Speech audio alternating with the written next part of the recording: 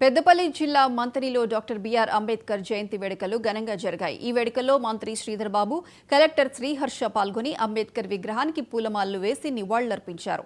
కార్యక్రమంలో భాగంగా మాజీ ఎమ్మెల్యే శ్రీరాములతో కలిసి జిల్లాలో పలు అభివృద్ధి కార్యక్రమాలకు శంకుస్థాపన చేశారు. అంబేద్కర్ ఆశయాల దిశగా కాంగ్రెస్ అడుగులు వేస్తుందన్నారు మంత్రి శ్రీధర్ బాబు. ఎస్సీ సబ్ ప్లాన్తో చట్టభద్రత కల్పించామని చెప్పారు.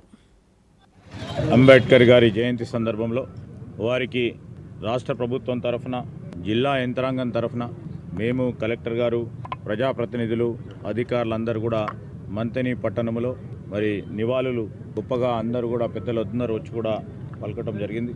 ప్రధానమైన ఈరోజు మేము ప్రత్యేకంగా చెప్తా ఉన్నాం, వర్గీకరణకు సంబంధించిన అంశం కానీ, అదేవిధంగా ఈ వర్గాలకు సంబంధించి అందరికీ న్యాయం చేయాలని ఒక కార్యాచరణ తీసుకొని ముఖ్యమంత్రి గారు మా ప్రభుత్వం ముందుకు నడుస్తూ ఉంది.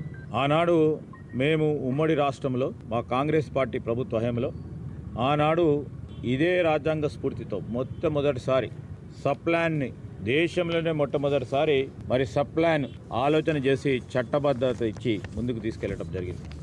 రాజ్యాంగ స్ఫూర్తి, రాజ్యాంగానికి సంబంధించి అసలు రాజ్యాంగమే ఎందుకనే కొంతమంది ఈరోజు రాజ్యాంగాన్ని నిర్మాణం చేయాలని స్తూపాలు కడుతూ ఉన్నారు. అదే సందర్భంలో నేను ఈరోజు మనవి చేస్తూ ఉన్నా, ప్రతి ఒక్కరికి, దళిత సోదరులకే కాదు, అన్ని వర్గాలకు సంబంధించి బలైన బడుగు మరి పేద వర్గాలకు సంబంధించిన వారందరికీ సమన్యాయం జరగాలని ఆలోచన చేసిన వ్యక్తి భారతరత్న బాబాసాహెబ్ అంబేద్కర్ గారు.